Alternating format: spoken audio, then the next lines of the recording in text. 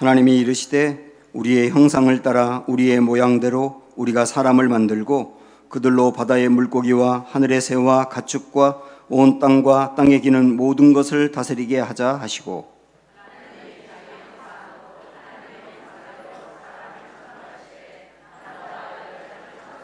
하나님이 그들에게 복을 주시며 하나님이 그들에게 이르시되 생육하고 번성하여 땅에 충만하라. 땅을 정복하라. 바다의 물고기와 하늘의 새와 땅에 움직이는 모든 생물을 다스리라 하시니라.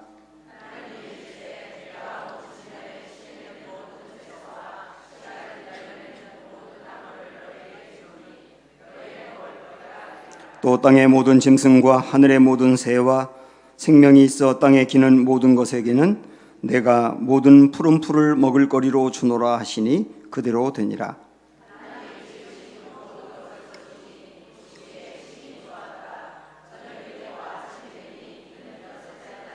천지와 만물이 다 이루어지니라.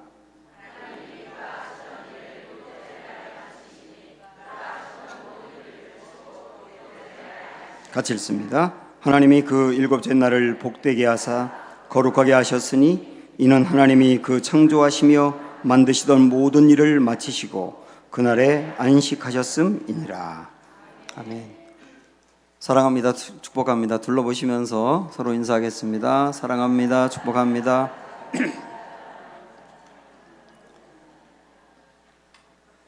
저는 첫 아이를 1993년도에 낳습니다. 제 아내가 아이를 가진 것을 알고 아이가 태어나는 날까지 손꼽아 기다렸어요. 그리고 태어나기 6개월 전부터 아기 용품을 준비했습니다. 지나가다가 예쁜 신발이 보이면 그것을 사서 준비하고 옷도 많이 샀습니다. 아이가 태어날 그 예정일이 지났는데도 2주일이 가까이 넘었는데 태어나질 않더라고요. 그리고 13일째 될 때 산통이 와서 그 분만 유도제인가 그걸 맞고 아이를 10시간 이상 진통을 겪다가 태어났습니다. 아이가 눈을 번쩍 뜨고 나오더라고요. 그리고 머리카락이 얼마나 긴지 유치원을 가도 되겠더라고요.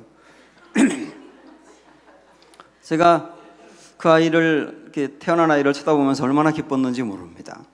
머리끝부터 발끝까지 하나하나 보니까 정말 예쁘고요.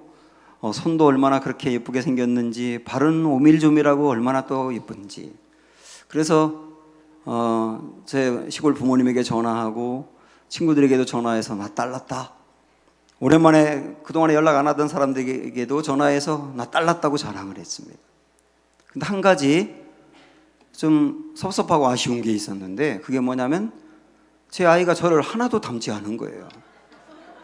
발가락도 닮지 않은 겁니다.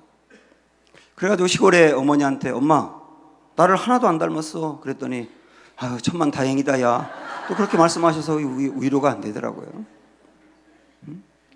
저를 닮지 않았다는 게 아쉬웠습니다. 둘째 아이가 태어났는데 저를 닮았더라고요. 얼마나 기뻤는지 모릅니다. 사람들이 우리 둘째에게 야, 너 아빠 정말 닮았다 그러면 우리 아이는 방바닥을 치면서 울고 그랬지만은 저는 굉장히 기뻤습니다. 저를 닮았다니까요. 저는 그때 그 과정들을 통해서 하나님의 마음을 알게 된 거예요. 하나님이 사람을 만드시고 난 다음에 보기에 힘이 좋다고 했던 그 의미가 무엇인지 이해가 되더라고요. 왜냐하면 하나님이 만드신 그 사람이 하나님을 닮았기 때문입니다. 27절 말씀 보시면 하나님이 자기 형상 곧 하나님의 형상대로 사람을 창조하시되 남자와 여자를 창조하셨다 그랬어요. 하나님의 형상대로 우리를 창조했다. 이게 얼마나 놀랍습니까? 하나님이 다른 만물을 만드실 때는 그 해를 만드실 때도 해가 있어라 이렇게 말씀으로 만드셨어요. 그런데 유독 사람을 만드실 때는 흙을 빚어서 친밀하게 만드신 겁니다. 그리고 다른 만물들을 만들 때는 그 종류대로 만드셨는데 유독 사람을 만들 때만 하나님의 형상대로 만드신 거예요. 이렇게 귀하게 만들어진 게 사람인데, 그러면 우리에게 중요한 것은 하나님의 형상대로 만들었다는 게 어떤 의미냐? 그리고 그 의미를 알고 나면 우리가 매일매일 살아가는 삶에서 하나님의 형상을 반영해야 되는데, 하나님의 형상을 세상에 나타내야 되는데, 그러려면 하나님의 형상이 무엇인지를 알아야 될 거 아닙니까? 크게 세 가지로 볼 수가 있어요. 우선 우리가 하나님의 형상을 담고 하나님의 형상을 반영해야 된다고 하는 첫 번째 의미는 다스린다라고 하는 뜻입니다. 다스린다. 26절 말씀 보시면 하나님이 이르시되 우리의 형상을 따라 우리의 모양대로 우리가 사람을 만들고 그들로 바다의 물고기와 하늘의 새와 가축과 온 땅과 땅에 기는 모든 것을 어떻게 하라고요? 다스리게 하자 이러셨어요. 하나님이 온 세상을 다스리는 왕이시거든요. 그리고 하나님의 나라라고 하는 것은 저 위에 하늘 위에 있다는 개념이 아니고 하나님이 통치하신다는 뜻이거든요. 그래서 우리 마음에 하나님이 통치하는 상태가 이루어지면 하나님의 나라가 이루어진 거예요.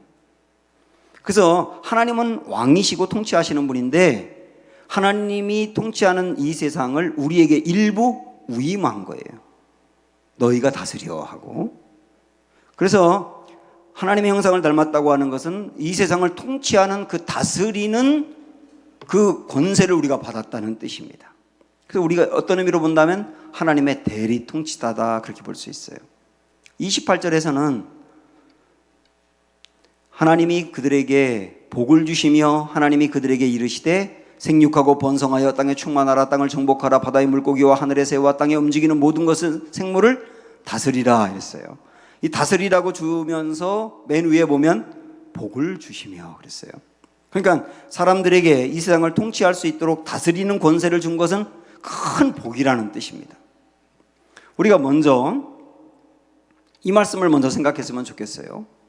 하나님이 이 세상을 다스리셔야 되는데, 그런데 하나님이 통치하시면 훨씬 더 잘하실 수 있는데 우리를 이 세상에 하나님의 역할을 맡아서 통치하는 동역자로 삼았다는 게 중요합니다. 우리 같은 사람을 하나님의 일을 하는 동역자로 삼았다고요.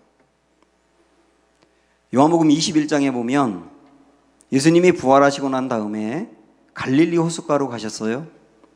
거기 갔더니 제자들이 물고기를 잡고 있습니다. 그 호숫가 안에서는 제자들이 물고기를 잡고 예수님은 그들을 기다리면서 아침 식사를 준비하셨어요. 그런 다음에 나중에 제자들을 부르면서 이리 와서 식사하라고 그럽니다. 제자들이 왔는데 우리 예수님께서 뭐라고 하시느냐면 너희가 잡은 물고기를 좀 달라. 그래서 제자들이 잡은 물고기를 구워가지고 그것으로 제자들을 먹이세요. 그러면 우리 예수님이 제자들을 먹이려고 아침 식사를 이미 준비해 왔는데 너무 양을 적게 가져왔을까요? 베드로가 원래 엄청 많이 먹는 사람인데 그 조금 먹을 줄 알고 조금 준비했을까요?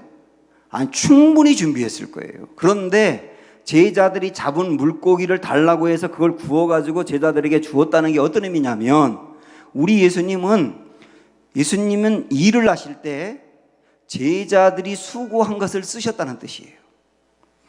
주님의 일을 할 때 제자들의 수고 그런 걸 제쳐두고 예수님이 알아서 다 한 것이 아니고 제자들의 헌신과 수고를 써서 동역을 했다는 뜻입니다. 이게 얼마나 귀합니까? 하나님은 저 같은 목사의 헌신을 통해서 성도를 세우기도 하고 저의 수고를 통해서 하나님의 일을 하기도 한단 말이에요. 하나님이 저 같은 사람을 동역자로 삼아주었다는 게 이게 얼마나 놀랍냐 말입니다. 그러면 우리가 하나님의 그 대리 통치자로서 하나님이 다스려야 될 것을 우리가 다스릴 수 있도록 우리가 뭔가 일을 줬다고 했는데 그러면 어떻게 다스려야 될까? 이 중요합니다. 창세기 1장의 말씀을 쭉 읽다 보면 하나님이 빛이 있으라 하셨고 하나님이 바다를 만드셨고 하나님이 물고기를 만드셨고 하나님이 계속 하셨다고 기록하다가 26절에 오면 딱 바뀌어요. 뭐로 바뀌느냐면 우리로 바뀝니다. 그 전까지는 계속 하나님이 이렇게 나오다가 26절에 가서 우리로 바뀐다고요. 한번 읽어보실래요? 하나님이 이르시되 우리의 형상을 따라 우리의 모양대로 우리가 사람을 만들고 계속 우리 반복하고 있지 않습니까? 여기 우리라고 하는 말은 성부 하나님, 그 다음에 예수님, 성령님 세 분이 연합해서 만들었다는 뜻입니다. 사람을 만들 때 세 분이 연합해서 창조의 일을 하셨다는 뜻이에요. 여기서 삼위일체가 나왔는데, 이거 오늘 우리 말씀의 초점이 삼위일체는 아니지만 간단하게 말씀드리면 사실 삼위일체의 교리는 정말 머리로 이해하기가 어렵습니다. 그래서 삼위일체를 머리로 이해하려다가 머리가 터져 죽은 사람이 여러 명 있어요. 머리로 이해할 수가 없어요, 이거는. 다만 이렇게 말씀드릴 수 있어요. 삼위일체는 세 분이 각각 독립적으로 존재합니다.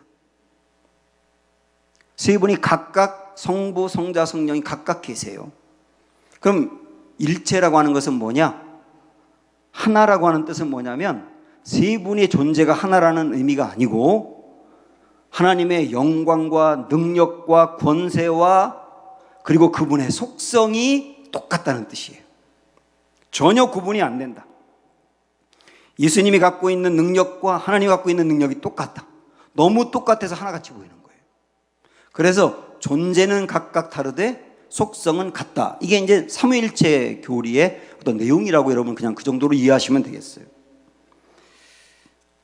중요한 것은 이제 하나님이 만드실 때 우리의 형상대로 만들었다 그랬는데요.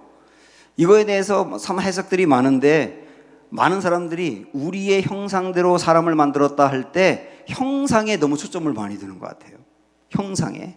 그런데 이 부분을 잘 이해하려면 우리가 들어간다는 게 중요해요. 우리.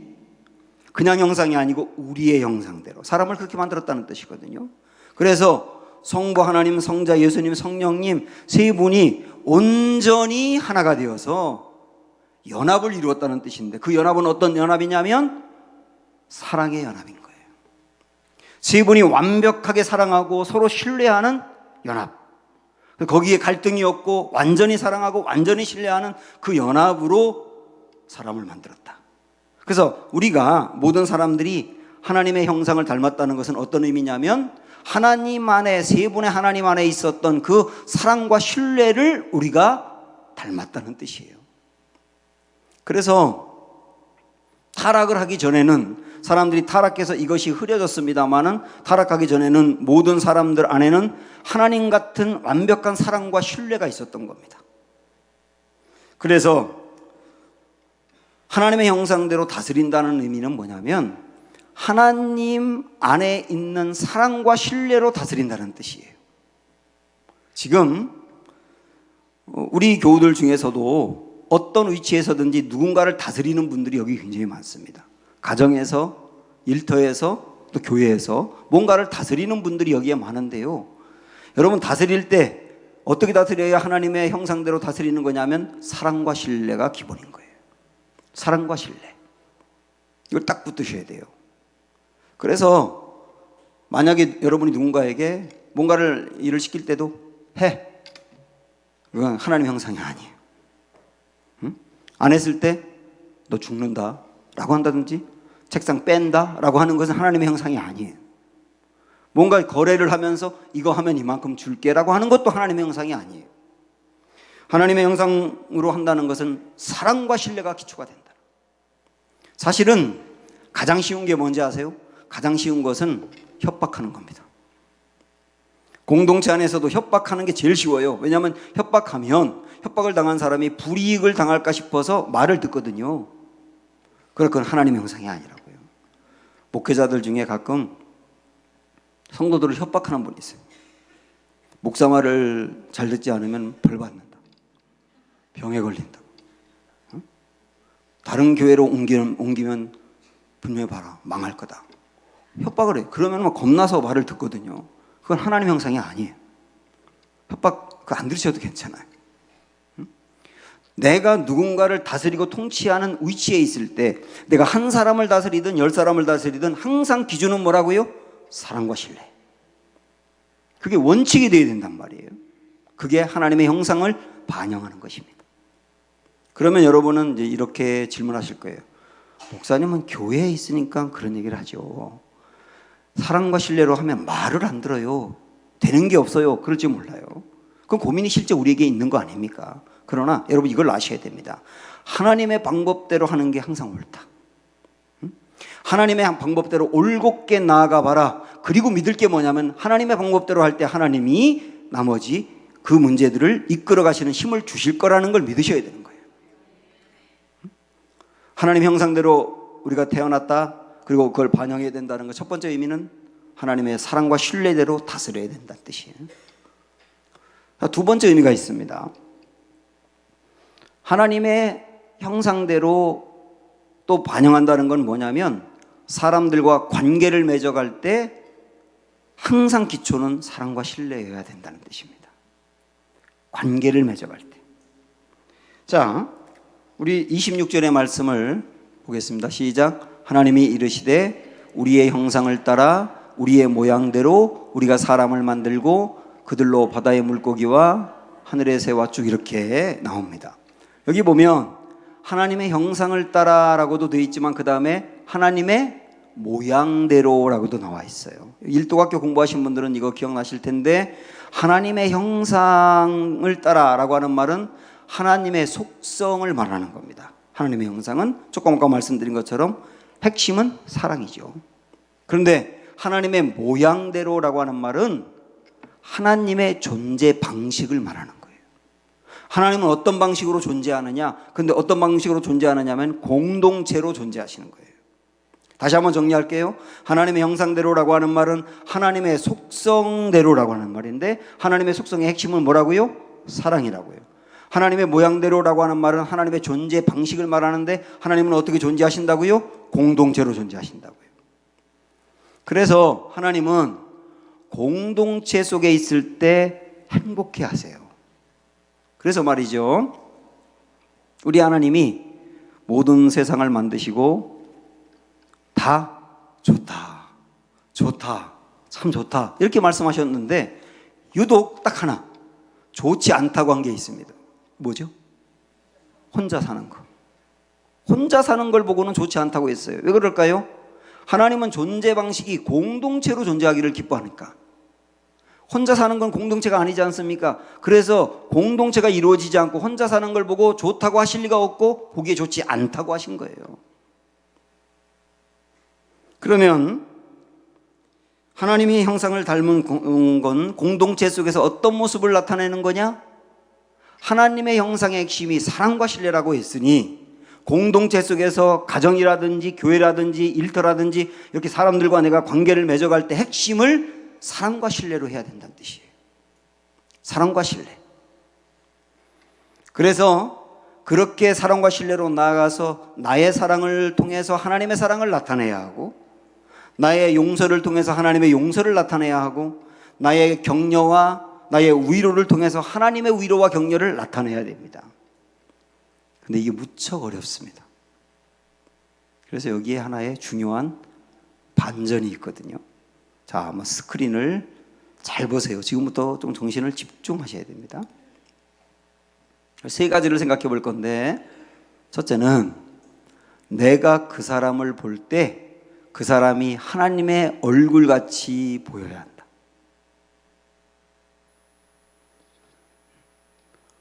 내가 부부라든지 일터라든지 내가 저 사람을 바라볼 때 하나님의 얼굴같이 보여야 돼요.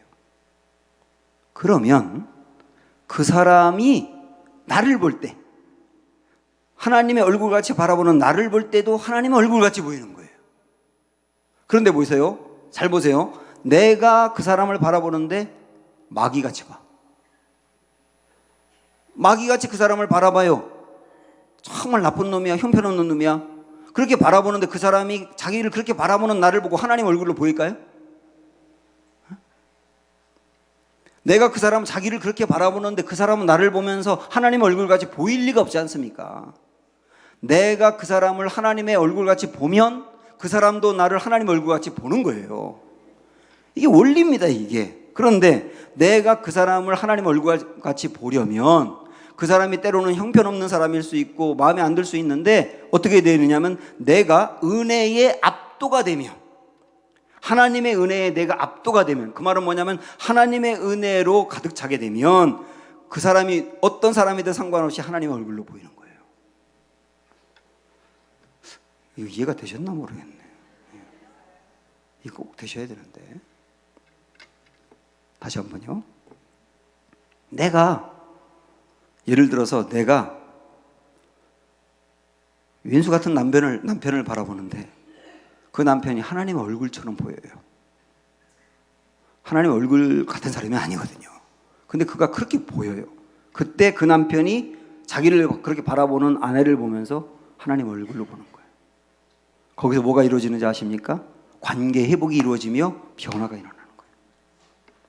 근데 그렇게 바라보려면 어떻게 해야 된다고요? 은혜의 압도가 돼야 된다. 자, 예를 들어 볼게요. 여러분 야곱 아시죠?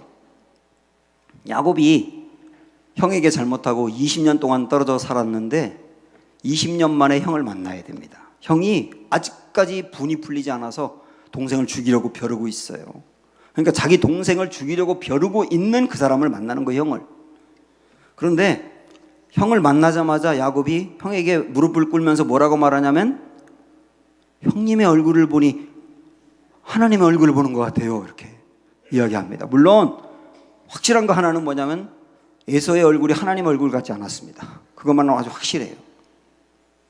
그래서 야곱이 그 형에게 자기를 죽이려고 하는 형에게 자존심을 다 내려놓고 아부하는 것일 수도 있어요. 그러나 우리 그거 좀 떠나서 액면 그대로 한번 보자고요. 야곱이 에서 자기를 죽이려고 벼르고 있고 얼굴이 울그락불그락하고 마귀 같은 그 형을 보면서 어떻게 보였느냐면 하나님의 얼굴로 보였다고요. 그러니까 에서도 자기를 하나님의 얼굴로 보는 그 야곱을 죽이려고 했었는데 그 야곱에게서 하나님의 얼굴을 보는 거예요. 그래서 그 다음에 뭐가 이루어집니까? 화해가 이루어지는 거예요. 관계 회복이 이루어지는 거예요. 그러면 야곱이 형 에서를 그렇게 볼 수 있었던 이유는 뭘까요?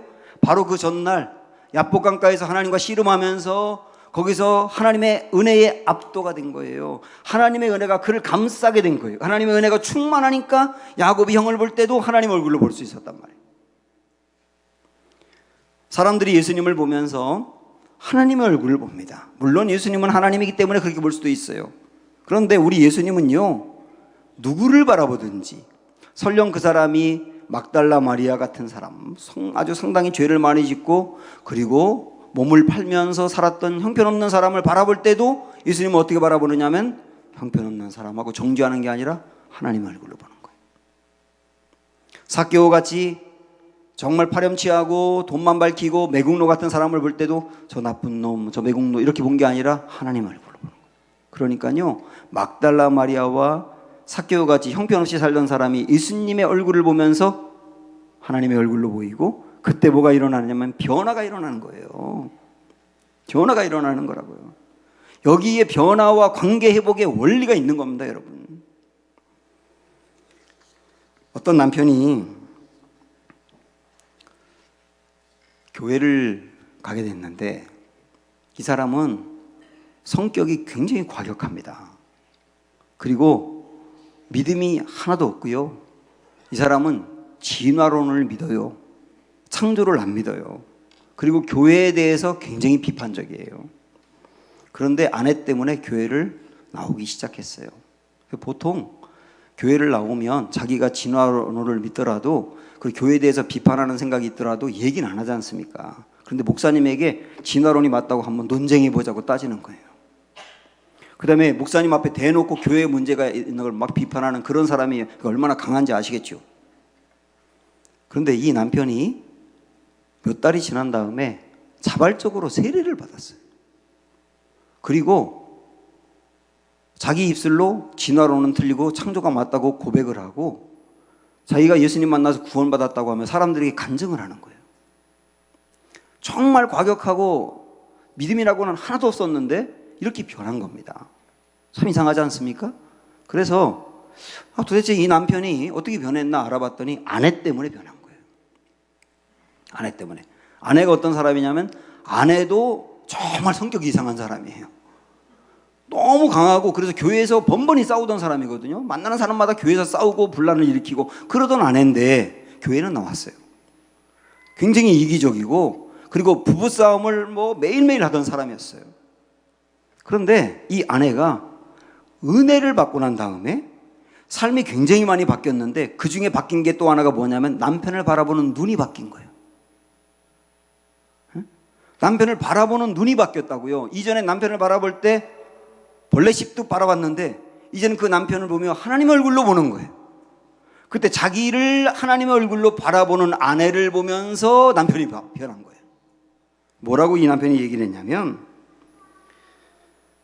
누가 내 아내를 변화시켰는가? 그러면서 내 아내가 이렇게 변화된 것을 보고도 내가 하나님을 믿지 않는다면 나는 진짜 사악한 사람이야.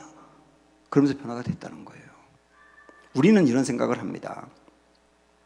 형편없는 사람을 바라보고 나의 가족을 바라보면서도 늘 내 마음에 불편해서 비판적으로 바라보고, 그렇더라도 내 삶이 깨끗하고 선행을 많이 하면 이 사람 변화될 거야. 아니요. 자기를 어떻게 바라봐 주느냐에 따라서 변하는 거예요. 형편없는 거 내가 알아. 근데 나를 바라보는 거 하나님 얼굴로 바라봐요. 그때 그걸 바라보는 그 사람을 보면서 바뀌는 거예요. 여러분 아시겠죠? 무슨 원리인지. 이게 우리가 하나님의 형상대로 만들어졌다라고 하는 의미는 관계를 맺을 때, 가정에서든 어디서든 관계를 맺을 때 핵심은 뭐가 돼야 된다고요? 사랑과 신뢰가 돼야 된다고요.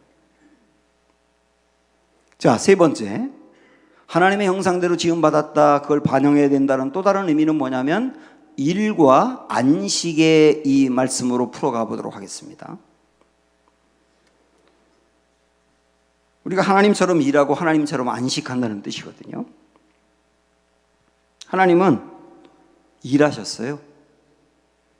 창세기 2장 2절 3절 말씀 보실까요? 시작. 하나님이 그가 하시던 이 일을 일곱째 날에 마치시니 그가 하시던 모든 일을 그치고 일곱째 날에 안식하시니라. 하나님이 그 일곱째 날을 복되게 하사 거룩하게 하셨으니 이는 하나님이 그 창조하시며 만드시던 모든 일을 마치시고 그날에 안식하셨음이니라. 여기 계속 반복적으로 나오는 게 뭐냐면 일을 마쳤다, 일을 마쳤다. 그 말은 다르게 말하면 하나님은 일하시는 분이라는 뜻이에요. 그 계획한 일을 마칠 때까지 계속 일하시는 분이라는 뜻입니다. 우리 하나님은 일하시는 분이세요. 지금도 창조하고 난 다음에 계속 일하시는데, 우리 예수님이 그러셨지 않습니까? 아버지가 일하시니 나도 일한다. 그 말은 지금도 하나님이 계속 일한다는 뜻이에요. 그런데 하나님만 일하시는 게 아니라 우리에게도 일을 맡기셨어요. 그래서 2장 15절에 보면은 시작. 여호와 하나님이 그 사람을 이끌어 에덴 동산에 두어 그것을 경작하며 지키게 했다. 이 경작이라고 하는 단어에서 뭐가 나오느냐면 문화라고 하는 단어가 나왔어요. 그래서 하나님은 사람들에게 문화를 창출해 내도록 맡겼다는 뜻이에요. 그래서 지금도 계속 사람들이 이 문화를 만들어내는 거 아닙니까? 한마디로 말하면 하나님도 일하시지만 사람에게도 일을 맡기셨다예요. 여기서 중요한 게 있어요.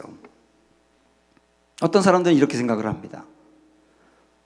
일이라고 하는 것을 타락과 범죄의 결과로 주어진 벌이라고 생각을 하는 거예요. 일을 벌이라고 생각하는 사람이 있어요.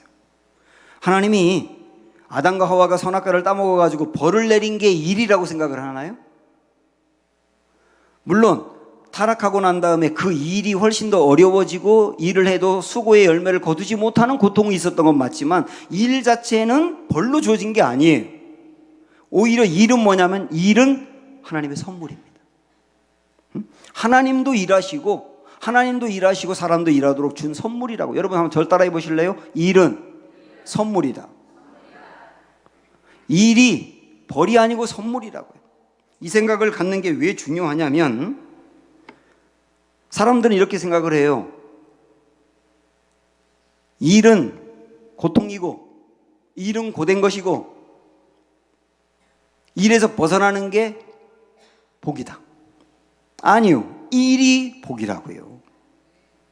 그 일이 복인데 그 일이 복이라고 생각을 한다면 교회에서 하는 일은 하나님의 일이고 세상에서 하는 일은 세속적인 일이라고 하는 이원론에서 벗어나게 됩니다. 교회에서 하는 일도 하나님의 일이지만 세상에서 하는 일도 하나님의 일이에요. 그래서 이거를 사역이라 그러는 거예요. 여러분 회사를 다니시나요? 내일부터 사역을 잘하셔야 돼요. 여러분이 장사를 하시나요? 내일부터 하나님의 일을 잘하셔야 돼요. 이 생각부터 바뀌어야 되는 겁니다. 세상에서의 일도 하나님의 일이다. 사역이다. 하나님은 일만 하시는 게 아니라 안식도 하셨습니다. 자, 우리 2장 2절을 읽어보겠는데 보세요. 시작. 하나님이 그가 하시던 7절에 마치시더니 그가 하시던 모든 일을 그치고 7째 날에 안식하시니라. 잠깐 저를 보시겠어요? 혹시 그동안에 이렇게 생각했던 분 한 분 있으면 손 들어보세요. 하나님은 6일째까지 일을 하고 다 끝난 다음에 7일째 안식하셨다. 그런 생각 안 하셨어요? 6일 동안 하나님이 일하시고 6일째 일을 마친 다음에 7일째 안식하셨다. 그렇게 생각하셨던 분. 야, 우리 교회는 보통 다른 교회하고 다른데? 그렇게 생각을 전부 다 하고 있는데 이 말씀 다시 보세요. 하나님이 그가 하시던 일을 7째 날에 마쳤다 그랬어요. 그리고 그가 하시던 모든 일을 그치고 7째 날에 안식하셨어요. 그러니까 일도 7째 날에 마치고 안식도 7째 날에 한 거예요. 그럼 이게 왜 중요한지 아세요? 사람들이 이렇게 생각합니다. 일은 아주 고된 것이라서 일을 다 끝내고 토요일이든 금요일이든 되면 지금부터 안식이야. 월요일이 되기 전까지 지금부터 안식이야. 그러니까 일은 고되고 그 다음에 쉬는 게 안식이라고 생각을 합니다. 그런데 이 말씀을 다시 보면 하나님은 일과 안식을 분리하지 않았어요. 그 말은 무슨 뜻인지 아십니까? 하나님은 일을 안식으로 여긴 거예요. 이게 굉장히 중요한 변화입니다. 여러분 이 설교 들으면서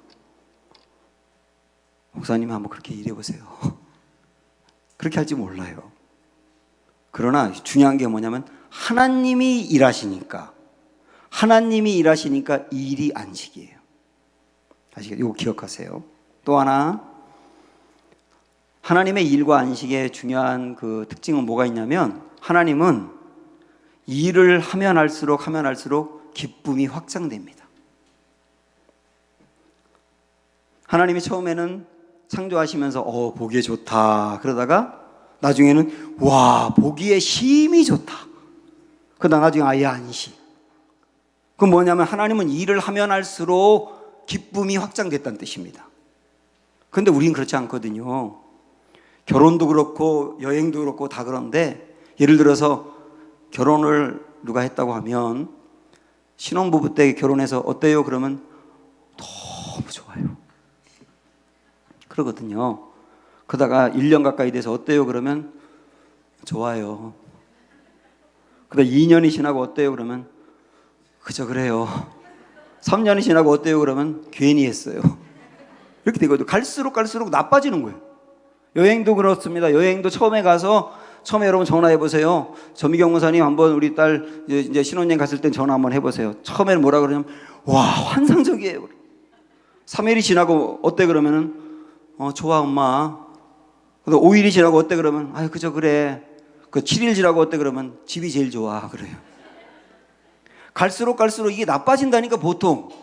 그럼 일도 그렇거든요. 일을 하면 할수록 더 지치고 하면 할수록 더 안식이 없어요. 근데 우리 하나님은 어떻게 했냐면 일을 하면 할수록 기쁨이 확장됐다. 여기서 여러분도 기억하셔야 돼요. 하나님이 일하시면 그렇다는 거예요. 그러면 하나님의 형상을 닮았다. 그리고 하나님의 형상을 반영한다는 것은 뭐냐면 우리가 일을 해도 안식을 해도 하나님의 그 방법대로 할 때 진짜 기쁨이 있다는 뜻이에요. 그래서 이게 중요하기 때문에 스크린을 한번 읽어보세요. 시작. 내가 붙들고 있는 영역보다 하나님께 맡기는 영역이 한결 넓을수록 안식을 경험합니다. 내가 일할 때보다 하나님이 일할 때 안식을 경험한다는 뜻이에요. 왜? 하나님은 일할 때 그렇게 안식하셨지 않습니까? 다시 말하면 하나님이 개입할 여지가 한결 많아질수록 안식이 옵니다. 그런데 하나님이 내 인생과 내 일과 나의 자녀 교육에 하나님이 개입할 영역이 줄어들면 줄어들수록 안식이 없어요. 이거 여러분 잘 아셔야 돼요. 처음에는 하나님이 일하시도록 내 맡기는 게 두려워요. 아무것도 안 되는 것 같고 너무 막 사는 것 같고. 그런데 하나님께 정말 내 맡기고 하나님이 일하기 시작하면 하나님이 일할 때 결과가 어떤지를 경험하기 시작합니다. 그게 믿음이 성장하는 거라. 그래서 자녀 교육도 굉장히 중요한 일인데, 자녀 교육으로 국한한다면 많은 부모님들, 저도 이전에 그랬었습니다만은 많은 부모님들이 이렇게 자녀 교육에 틀을 세워놔요. 내 자녀가 이렇게 돼야 돼. 자기 계획을 세워놓고 자기 틀을 세워놓고 거기에 자녀들을 맞춰가려고 합니다. 그러다 보니까 하나님이 개입할 여지가 없는 거예요. 내가 계획을 다 세웠거든. 그러니까 엄마도 안식이 없고 그 자녀도 안식이 없는 거예요. 이거 여러분 바꾸셔야 안식이 옵니다. 나도 안식이 오고 내 애도 안식이 와요. 한번 이 예를 들어보시겠어요? 한국의 엄마, 아이들을 키우는 엄마 10명하고 미국의 아이들을 키우는 엄마 10명하고 그 다음에 이 엄마의 자녀 10명, 미국의 엄마의 자녀 10명, 그렇게 40명을 두고 실험을 한 겁니다. 한 장소에다 이렇게 두고 엄마들에게 뭐라고 말했냐면 최대한 개입하지 말라고 그렇게 얘기를 해놓고 아이들에게 여러 문제를 주고 그래서 애들이 생각하고 연구해서 답을 맞히는 거예요. 한 명 한 명. 근데 한국 아이들에게 주어진 답이 뭐냐면 회오리입니다. 회오리. 미국 아이들이 맞춰야 될 답은 얼룩말, 지브라라고 하죠. 얼룩말. 이걸 맞춰야 돼요.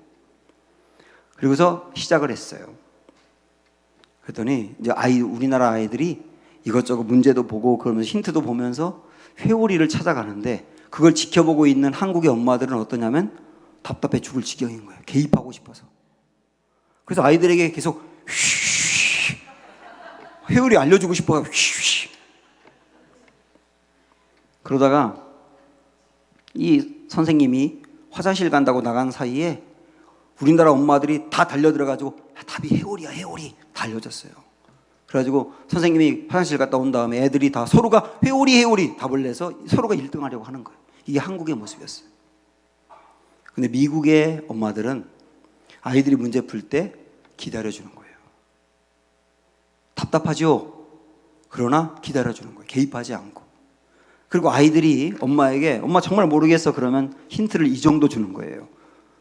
얼룩말이니까 아프리카 이 정도로 힌트를 주는 거예요. 그리고 아이들이 풀어나가게 하는 겁니다. 이게 한국 엄마들의 교육과 미국 엄마들의 교육에 굉장히 큰 차이였어요.